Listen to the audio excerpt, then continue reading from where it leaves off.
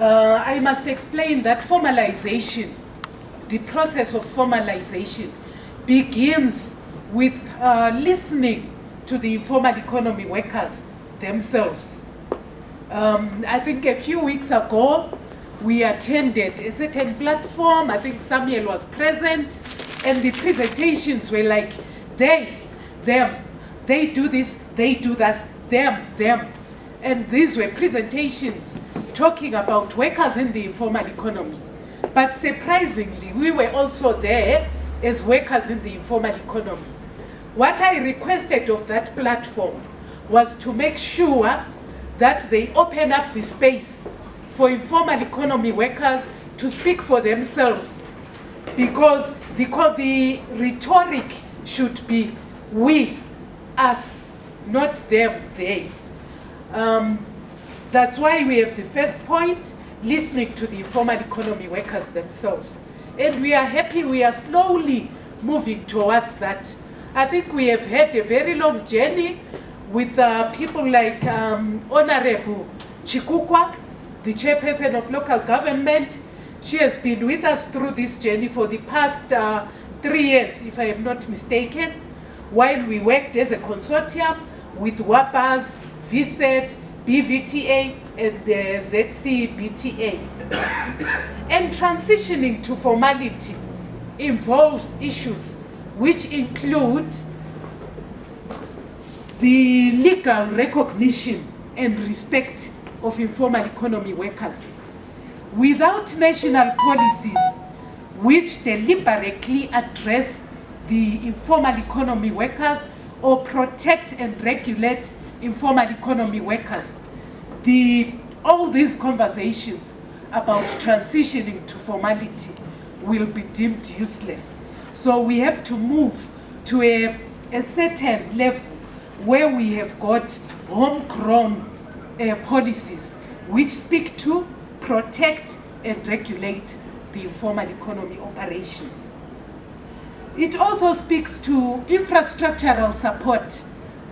I think as we stand here today, it is also with a very heavy heart that we still talk about issues of harassment of informal economy workers in the different towns where they are experiencing confiscation of goods, arbitrary arrests.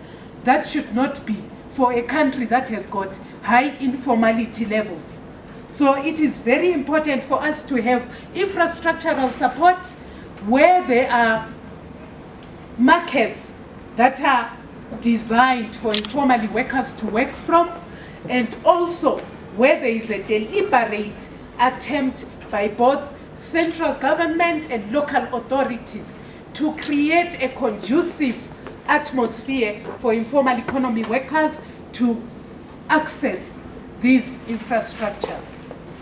And when we talk about infrastructural support, we are talking about trading markets that have got safe running water, ablution facilities, access for people with disabilities, and also storage for informal economy workers to store their goods safely. And this is not an impossibility or a political gimmick when we talk about such issues. We have seen it in other countries. We have seen it in advanced countries such as Spain. They take care of their informal economy workers, where they do not have a huge level of informality as we do.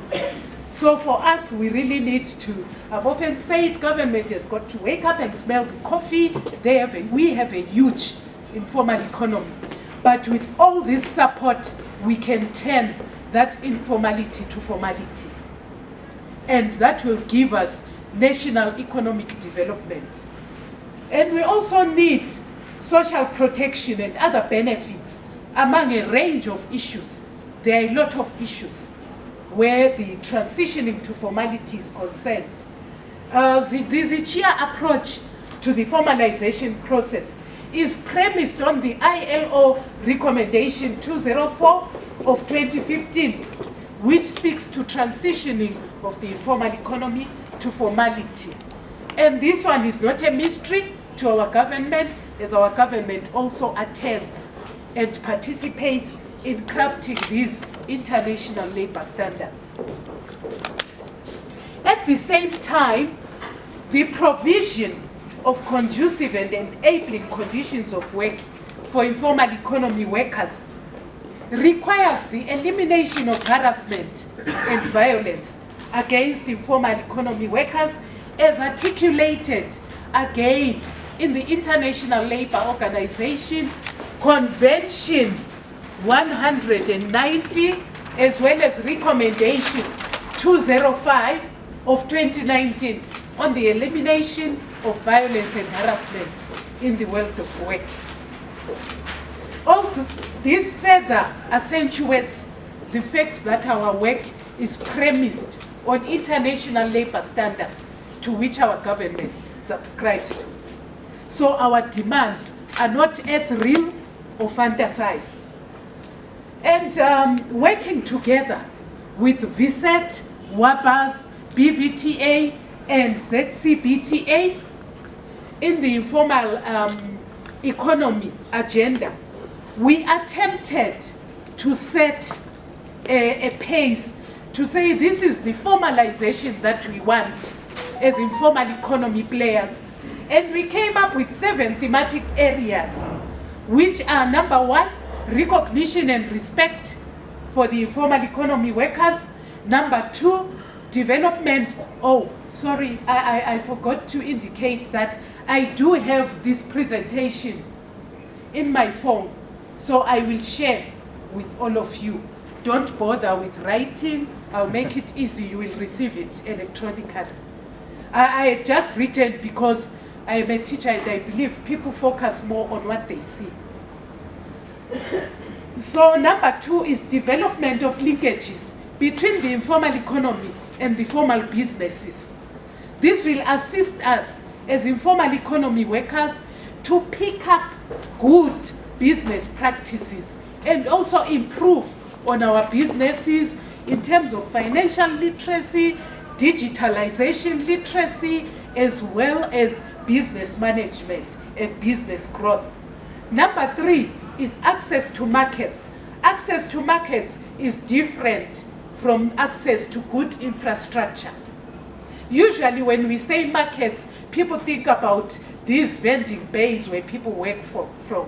When we talk about market access, we are now talking about the access for informal economy workers to sell their goods profitably. We need to have that opening up to say, for those of us who are sculptors and who do articrafts, we have to have that access to markets outside Zimbabwe where there is better appreciation for our products, for instance. And number 4 is formalization. I have put a star on formalization because formalization is the central theme which encompasses all these other 6 themes.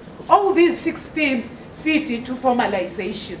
Number 5 is financial inclusion, followed by social protection. When we talk about social protection, we come to social safety nets, which are highly absent within the informal economy. And we have felt this pinch, especially during the COVID-19 pandemic ravage, where there is no access to universal healthcare systems, the healthcare systems that can provide for all our healthcare needs. Healthcare which is affordable and easily accessible. We still have a lot of work to do as a country to achieve such things, and we do not have access to pensionable schemes as informal economy workers.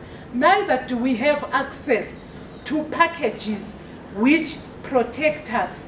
We do realize that in some countries there are non-contributory schemes for the unemployed or vulnerable workers, which is not the case with Zimbabwe.